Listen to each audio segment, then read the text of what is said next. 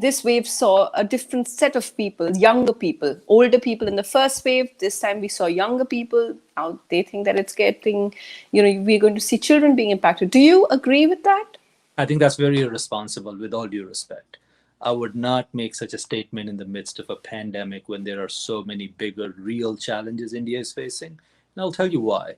First of all, there is no scientific data that that's true. That's somebody's personal projection. Number two, we have not defined what a child is, what young means. People throw these terms out. As physicians, we have very clear definitions. Are you talking about people between the age of 18 and 35? Is that what young is? Is under 18 a child, or is under 10 a child? What do you really mean by these terms, right? That's what I would ask. Now, what is clear that is true, that more younger people are getting impacted. But I think, look at the elephant in the room. Isn't it likely that the first wave infected a lot of elderly, and now they're probably immune, and their immunity is still lasting them, and they're somewhat resistant to a reinfection? And now you've added another 40 million, though a small number, I think, that's fully vaccinated, but one dose is over 140. So you have a lot of, at least some vaccine or vaccinated people who are also likely to be elderly.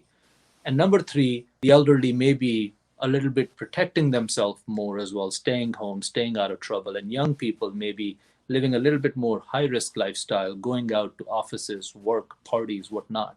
So I think there are so many reasons which are much more likely to explain why younger patients are getting infected now.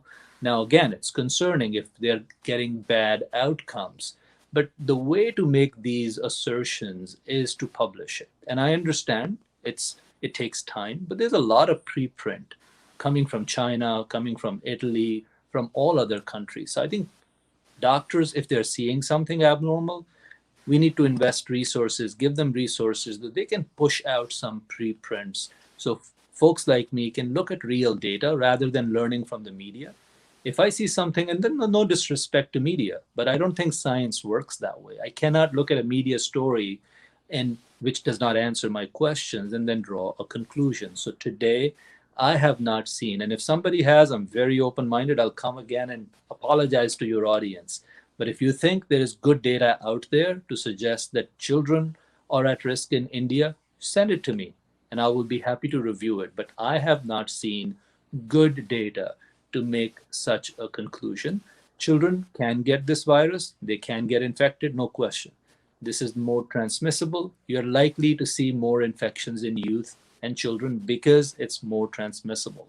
But are we truly at a point where we should be afraid for the life of our children or worst outcomes? I don't have that information, and I do not think we should say it.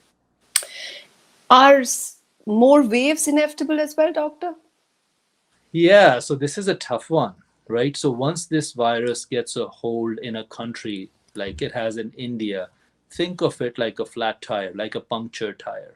You can push air in it and go another few miles, but you will lose air again.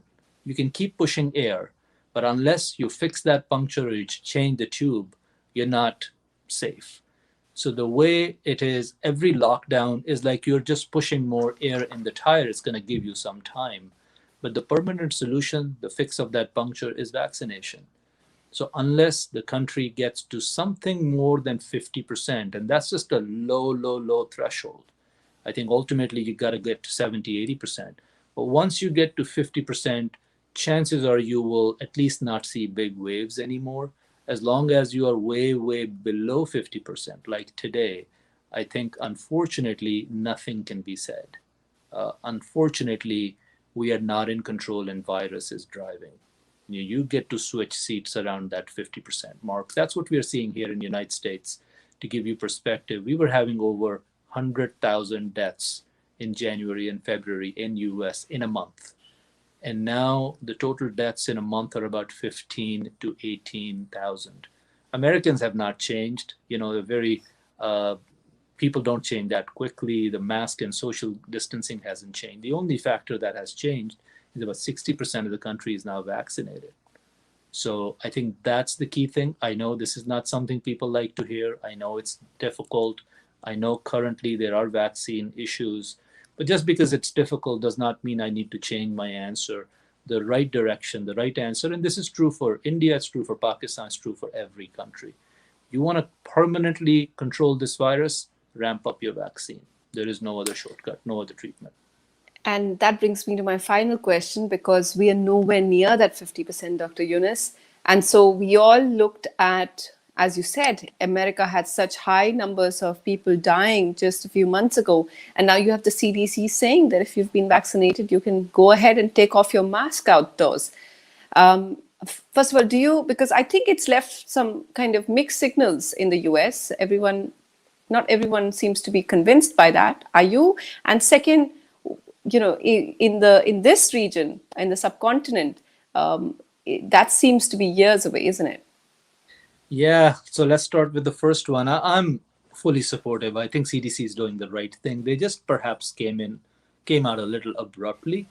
I would have preferred if this slowly communicated it in a little more gradual fashion over a couple of weeks. So I think people felt that jolt of just complete freedom. But yes, more than 95% transmissions occur indoors. More than 60% of the country is vaccinated. Another 10-15% may be COVID recovered. So you're already at 70-75%. I think it's perfectly fine what CDC did. As far as other countries are concerned, it's just not possible to stay in lockdowns. So I think it's perfectly fine to just accept the fact that a good quality mask for the next foreseeable future, perhaps the rest of this year. And I don't want to say years and years. I think always think in 3-month increments. Another quick advice to people, don't think beyond that. It'll just simply freak your mind out. At least it does mine. So I think of 3-month increments. I think in the next 3 months, it's very likely that you will need good mask mandate, and then from there on reassess.